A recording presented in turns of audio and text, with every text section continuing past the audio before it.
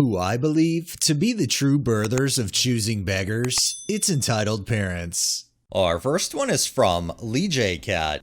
What would you have done in this scenario? I'm annoyed. I was shopping at Costco and my blood sugar unexpectedly went low. I'm a type 1 diabetic. I stopped in the Costco eating area for pizza and a smoothie. I'm parked at one of the indoor picnic tables, sitting in my wheelchair, but I was clearly using the picnic table. I didn't want to eat messy food over my lap. Space for eating inside of the store is limited, and Costco is packed due to it being summer here. Before I know it, a family of 3 comes and sits at my little picnic table. The wife scoffs at me, saying I already had a place to sit, and proceeded to nod at my tiny manual wheelchair. She told me I didn't need the table, and that I should get up and leave so that her and her family would have a place to sit. Apparently, I'm supposed to eat in my wheelchair with no table surface and super messy food? I'm not kidding. Costco has some of the messiest pizza you can eat. Pizza grease gets everywhere when you eat it. The woman stood there staring at me like she fully expected me to grab my wheels and roll away, but I had no desire to leave the table that I had found first. And on top of that, I really didn't particularly want to sit next to her screaming toddler. It was just a weird experience. I wouldn't have minded sharing the table if they asked me nicely. It would have been awkward and uncomfortable as hell. Who wants to sit with a bunch of uninvited strangers? I then had a brilliant idea. One thing that I buy as a female in bulk at Costco is feminine hygiene products. So I just smiled at this woman who fully expected me to move. I lifted my gigantic box of feminine hygiene products out of my shopping cart and plopped them up on my half of the table. They took up a good half of the picnic table because it was a big bulky box of them, but they were very clearly marked. There was no mistaking what the box was full of. I smiled at the woman and told her she could absolutely sit at my table with me. Her little girl read the box label and asked her mom what pads are for. Well, let's just say that was the end of that entitled woman. The woman gasped in horror and quickly ushered her little girl away from me. That girl was far too young to know what pads were used for yet. Clearly they couldn't sit next to a devil like me. I got to enjoy my unanticipated low blood sugar in peace. Normally low blood sugar makes me feel like absolute shit, but this time I felt quite pleased. Nobody should have to eat in their wheelchair. Handicapped people have the right to use the table too. If that's not a good way to basically tell an entitled mom off without really saying anything, then I don't know what is. But in this case, I swear, actions spoke way louder than words ever could. This next one is by Ordinary Highlight 74. So, a while back, my father-in-law's truck broke down and he started giving my husband all his cards so we could shop for him and deliver it to him. Eventually, father-in-law got a new girlfriend. She moved in with him immediately. She was homeless at the time. Everything had been fine until his girlfriend relapsed into alcoholism, at which point, my kids and I stopped going over there.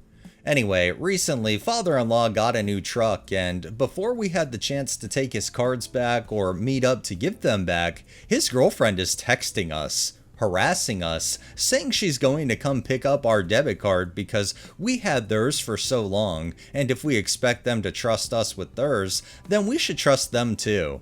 Which, no, that's not how it works. After a text message fight, my husband said he would only talk to his dad and not her anymore, and she imploded, demanding we give her our card. We blocked the number. So she texted us from father-in-law's phone to continue the fight, telling us she will come and get our card and go shopping with it, saying she doesn't need our permission.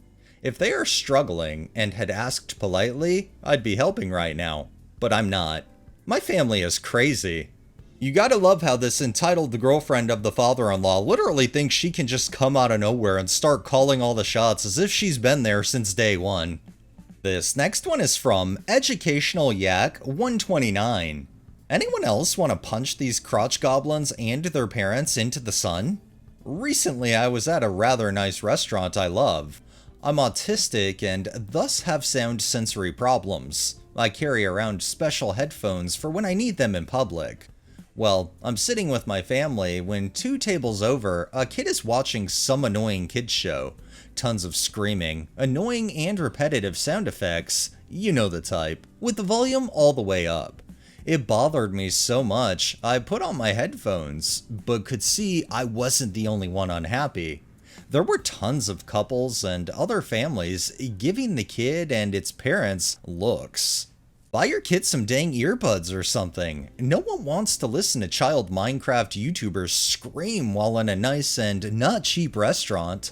It sounds like these parents felt entitled to let technology take hold and raise their kid, rather than take an active role in raising their kid and teaching them what's right and wrong and what's appropriate and not. And the sad thing is, I don't think this is very uncommon now either. And our final one is by Leah Loves Cuddles. I, 31 female, work as a receptionist in a hotel in a small town on the Italian coast. I've been doing this job for 4 years. Never before have we had to endure the arrogance of entitled parents like this year. When booking the stay, we make it clear right away that check-in is not possible before 2:30 p.m. The hotel where I work has about 70 rooms, and we are constantly full, so the housekeeping staff needs a bit of time to clean the rooms, considering that checkout is by 11 in the morning.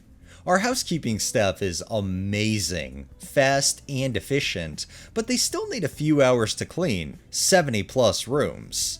This year there have been dozens of instances where guests have shown up at 7 a.m. demanding that we give them their room early because we have small children who suffer in the heat. On several occasions, some of these arrogant pricks even suggested that we go and kick previous guests out of bed at 7 a.m. to make room for them and their spawn. How does one even think about suggesting such a thing? Were they raised by wolves? Aren't they disgusted with themselves to even suggest such a thing? What's up with these people and their massive narcissism? Also, these entitled assholes scream all the time about how their small children can't withstand the heat and that they need their rooms immediately. Like their poor planning is my concern. And then I see them dragging their newborn babies to the beach at noon, sharp under the sun, in a 40°C plus degree weather. Like, are you actually concerned about the safety of your kid or nah? And is it really necessary to have a beach holiday in August during a heat wave with such a small child and such poor planning? I am so sick of these folks. They firmly believe that parenthood gives them a pass to be horrible to everybody, and they have special privileges everywhere they go. Entitled parents are truly making the world a horrible place to live in. Edit to add, just last week I got called a whore by one of these entitled mommies because I wouldn't upgrade her room for free. Because she had a baby, you know. The hotel was full. She wanted me to kick out another family who had regularly paid for their room with a view because she thought she was more deserving, being a mommy. Homegirl called me a whore in Hungarian thinking I wouldn't understand. The look on her face when I told her in English, I don't really enjoy being called a whore, madame, was horrified to say the least. The fact that these entitled people suggest that they go and actually kick people out of their rooms, how would they feel if the same happened to them? I don't really think they'd like it. I don't even know how they would suggest such a thing outside of the fact that they have a massive case of entitlement. Definitely with the OP, these people should plan better. Alright, that's enough entitlement for the day. Well, that wraps up this episode of Entitled Parents. If you liked the video, please drop a like, share my content on all of your social media, subscribe if you haven't already, and make sure to hit that bell so you're notified every time I upload, and drop a comment down below.